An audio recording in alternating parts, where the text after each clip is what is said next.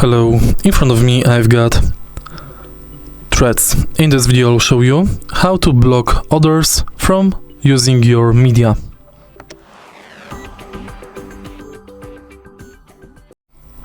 If you don't want other people to download and reuse your photos or other media, go to your profile and go to settings.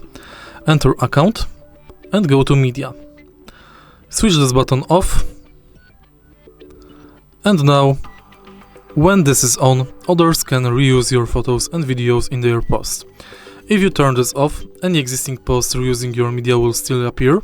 You can also prevent reuse on your media on specific posts by limiting who can reply or quote. If you find this video helpful, please leave like, comment and subscribe.